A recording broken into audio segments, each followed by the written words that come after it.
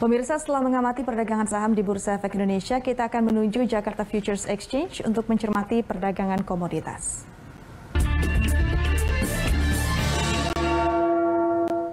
Untuk mengetahui perkembangan di pasar komoditas, kita telah terhubung dengan analis PT Rifan Finansindo Berjangka, Dodi Hilman. Selamat pagi, Mas Dodi. Selamat pagi, Mbak Alis.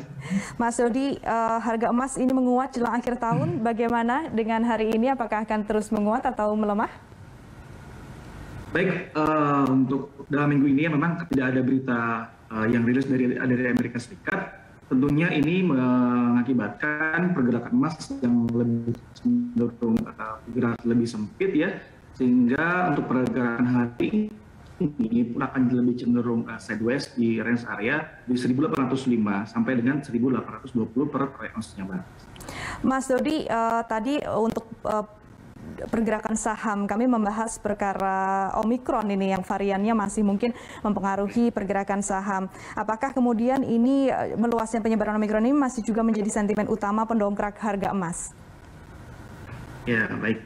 Memang menjelang akhir tahun ya, atau setiap akhir tahun ini memang ada momen di emas ya, itu namanya January Effect ya, sehingga memang kalau untuk January Effect sendiri memang efeknya untuk emas ini lebih cenderung naik ya, apalagi dengan ditopang adanya berita dari Omikron itu sendiri yang saat ini semakin merebak, sehingga untuk dampak dari pergerakan komoditas emas sendiri akan lebih cenderung naik secara signifikan tentunya.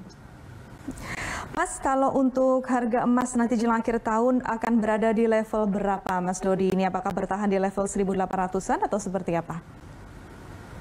Baik. Untuk prospek emas menjelang akhir tahun ini ya, Mbak Fis, memang sepertinya akan berada di tren positif ya, berada di level 1.800 atas. Memang secara teknikal pun sangat mendukung untuk naik, Mbak Fis. Baik, kemudian untuk harga CPO, Mas Dodi, ini sepertinya juga terus menanjak. Apakah kenaikannya akan berlanjut juga hingga tahun depan? Ya, untuk harga CPO sendiri ya di tahun depan ya, memang untuk sentimen harga minyak sendiri masih akan berlanjut positif atau naik ya.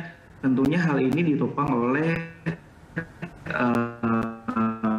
adanya prospek defisit yang bagus. Oke, baik. Berarti emas dan CPO sama-sama masih akan mengalami tren positif di akhir tahun dan akan berlanjut menguat hingga tahun depan. Lalu apa saja sentimen utama untuk kenaikan atau penguatan harga CPO ini?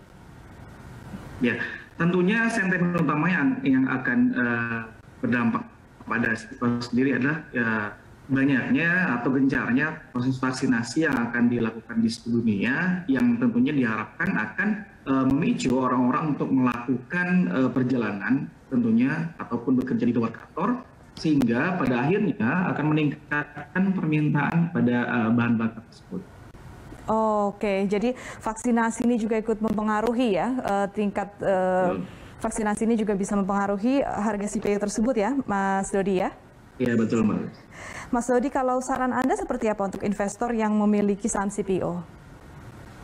Oke, nah ini yang menarik ya, untuk investor memang yang memiliki CPO sendiri, saran saya memang baiknya di hold sampai di tahun depan ya, selain karena faktor fundamental ataupun faktor teknikal yang sangat mendukung, salah satunya juga terjadi golden cross dalam pola teknikal yang menjadi sinyal lain bahwa memang harga minyak itu sendiri masih berpotensi untuk bergerak lebih bullish lebih lanjutnya, Mbak Luis.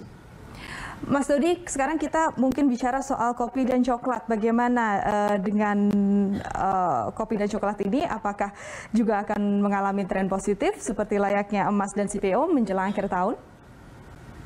Ya, untuk tren kopi dan juga coklat sendiri memang masih mengalami kenaikan juga ya, seperti layaknya di CPO sendiri ya, Mbak Alis. Jadi memang masih cenderung untuk bullish secara fundamental ataupun teknikalnya, Mbak. Sentimennya apa kalau untuk kopi dan coklat, Pak Mas Dodi? Oke, bisa diulang. Kalau ya. Sentimennya ya, oke, untuk sentimennya sendiri kalau untuk kopi dan coklat memang. Oke, baik, kalau untuk kopi dan coklat sendiri untuk sentimennya dari faktor fundamental ya, mohon maaf untuk sentimen sendiri ya, dari proses yang dilakukan oleh kopi itu sendiri ataupun coklat sendiri memang kurang lebih sama sentimen yang berdampak pada komoditas lainnya ya. Sepertinya seperti itu Mbak Alwis. Mas Dodi, untuk tahun 2021 ini tinggal beberapa hari lagi, sebentar lagi kita akan memasuki 2022. Apakah Anda punya review terkait perdagangan dan juga harga komoditas tahun ini? Seperti apa Mas Dodi? Oke, baik, memang sepanjang di 2021 ya, ini reviewnya cukup menarik ya. Untuk pergerakan di komoditas sendiri, khususnya untuk di emas, memang berada di range 1.680 sampai dengan 1.900 per troy ounce ya. Hal ini memang dikarenakan mulai berkurangnya efek daripada pandemi COVID-19, sehingga memang untuk perekonomian itu sendiri sudah mulai aktif kembali, meskipun belum atau bergerak secara serentak ya Mbak Luis. Mas Dodi, kalau untuk prospek harga komoditas tahun 2022 seperti apa analisa Anda? Oke, baik. Untuk prospek komoditas di tahun 2022 memang ada beberapa faktor yang harus kita perhatikan.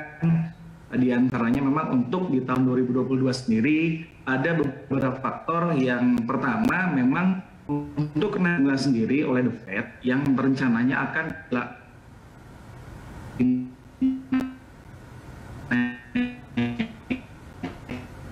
Mas Dodi, mohon maaf ini terputus. Bisa diulangi lagi, Mas Dodi? Sebanyak 3 kali sepanjang 2022 yang tentunya akan berimbas pada kenaikan.